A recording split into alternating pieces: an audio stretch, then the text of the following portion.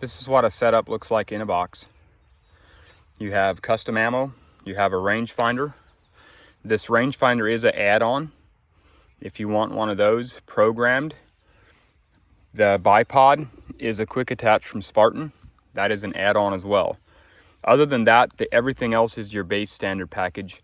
You get drop charts with every package that are programmed for the ballistics of this bullet. The rangefinder will be programmed the same. So basically this and the rangefinder does the exact same thing, except the rangefinder just does it faster. On the back of the drop charts, you're gonna see different elevations. You're gonna wanna grab the chart that is the closest to the right elevation, because it does make a big difference. All right, so of course you have scope, rings, rifle. Typically I put a muzzle brake on. This is a little 6.5 PRC, so I put a little smaller brake on this one. You get scope covers, you get your manuals, and there's a little scope wrench in here, comes with it. With the rangefinder, you get this piece here, which is a wind reader. That piece over there mounts onto a tripod for you to slide the rangefinder into. There's an extra battery in there as well. All right, so that's what it looks like in the box. Let's go over what you would actually need to do to make your first shots. All right, now let's talk about making your first shots and what you're gonna wanna do, how to dial up properly, and make sure you're gonna get the experience you're looking for. All right, so the first things obviously is you're gonna try and wanna attach your bipod. And this simply magnets into here. That's it. When you go to remove it, use your thumb. You just pull on it, but use your thumb and press against your stock and push off. It comes off easier than if you just try to pull on it. Because when you pull on it, you can kind of yank and the gun kind of, might hit you in the face. Okay, so there's a level knob on here, a leveling lever. Just loosen that to get your level right. Tighten that back down when you're level. Once you are level and all good, you can adjust your up and down with one hand. Just these little levers down here, and you can literally just kick it up and down. You can stay in the scope as you move this up and down. It's real simple. So that's super nice. You can stay in there. If you need a little more height, there you got it right there. Super nice. Now one thing worth noting on this is if you have this bipod on with the lever towards you, it's locked. The bipod doesn't rotate.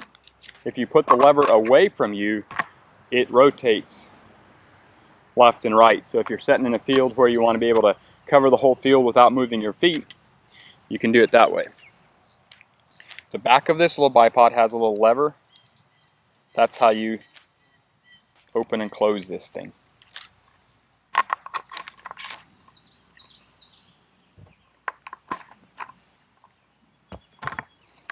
Okay. All right, making your first shots. If I know you're hunting from this, I typically sight it in off the bottle rest. You'll see this rifle come with some tape on the bottom of here, and that's because it bites into this bottle rest really nicely. You can shoot it without. It's totally fine without, but I just like that additional grip, additional bite. That's why that will be on there. All right. So, dialing and making your first shots. So obviously, if you have the rangefinder, which is an add-on, the ballistics will be calculated and programmed to this. So you simply have to just come up, get a range. We'll get a range here. 807 yards, says to dial 17.5. You simply come up here and you dial to 17. Right there we're at 10. This scope has 10 per revolution, 10 MOA. So right there we're at 10, 17.5. We just go to 7.5. And we're ready to shoot that shot right there. We're at 17.5. It actually tells us 17.54. So you're going to want to round up or round down to the closest one. And you can also, pay attention if you tend to hit high or tend to hit low. If you tend to hit low, then always round up. If you tend to hit high, always round down. So you can kind of you can kind of do that a little bit if you want to. Otherwise, just round to the closest one. This chart, if you're going by the chart, does the same thing. It just takes longer. You have to just still get a range, and then you're going to have to look at your chart. So that was 807 yards. So I would simply look at the chart here, and it tells me exactly what to dial, and it'll tell me the same thing, or really, really close, the same thing as what this number said inside of here. So just to note, if you're going by charts, I'm going to have, typically I include 4 charts, unless you tell me otherwise, on 4 different elevations. So it'd be kind of, oftentimes I'll do one at about 1,000 feet elevation, which is kind of average Midwestern elevation, Pennsylvania here. You're going to have a 3,000 foot chart, which is kind of base elevation in Montana. You're going to have a 6,000 foot chart, which is basically getting towards the, the peaks of Montana. Then you're going to have a 9,000 foot chart, which is a little bit more all around Colorado.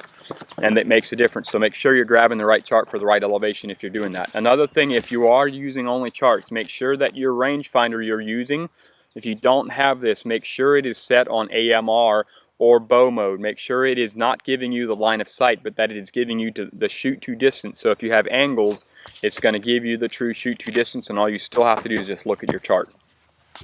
This does it all for you. This takes in your elevation, your barometric pressure. This takes in your angles. This takes in all of that. So it's simply one click of the button, and it gives you a true yardage or a true dope every single time. You just simply dial what it says.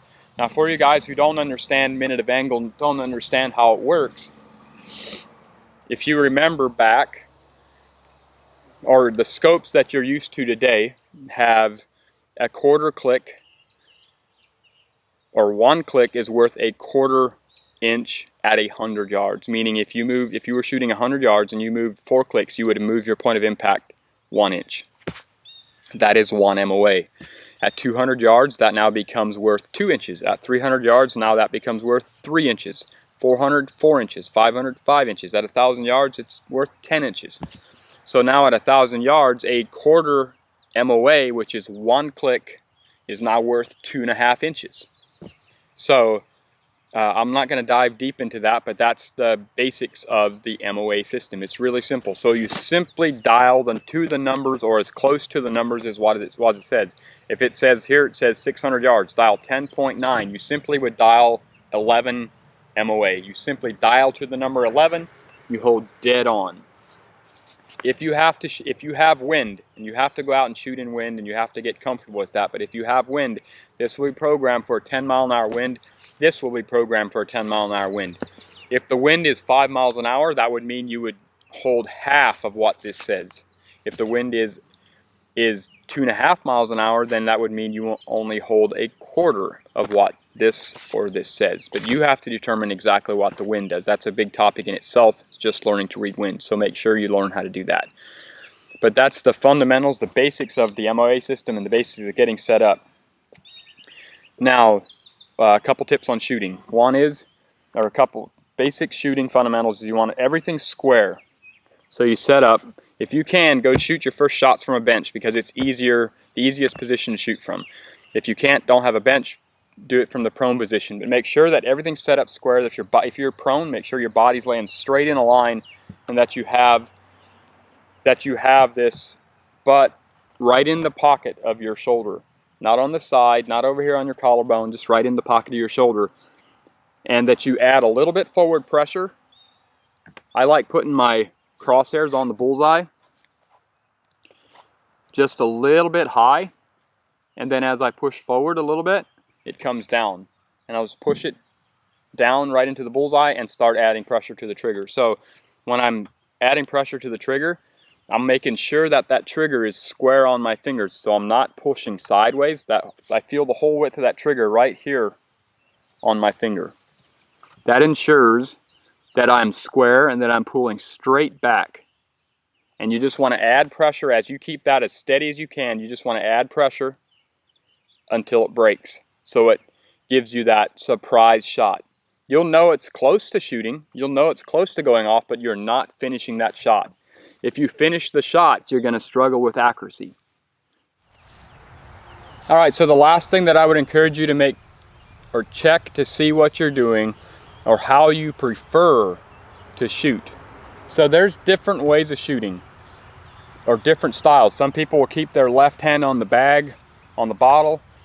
Some people, you know, will just set up just like this, and that's it. You can use your left hand, you can change things, whatever you need to do, and shoot just like that. I like shooting with my left hand on the bottle or a bag until I'm really close, till I like where I see it, and I like to press into it where I see my cross. I push forward and allow my crosshairs to go just under the bullseye, and then I bring my left hand up just before the shot and slowly press it down until I hit the exactly where I want to hold, and then I start adding pressure. That's how I shoot. That's, I don't know, I started that way, and I feel solid and I shoot that way. So you can do those two. The other thing, especially with lighter rifles that are magnums, I've seen a lot of people have success shooting with their left hand on top of their scope. And so you use your left hand to get everything just right. And just before you shoot, you put that maybe 2 or 3 fingers right on the ring, right on the rings. Make sure you put it the same spot every time. And just straight down pressure, adding, you know, an extra 15 pounds, and then going through your shot. All those are approved ways of shooting in my book.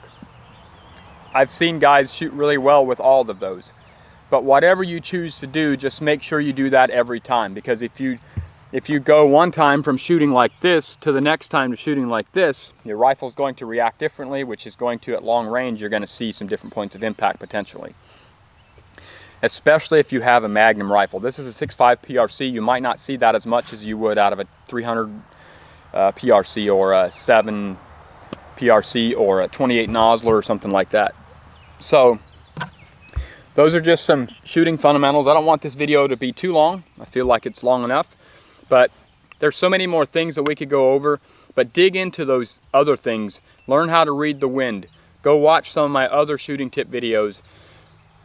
There's so much content out there for you to learn how to shoot and how to be a good marksman.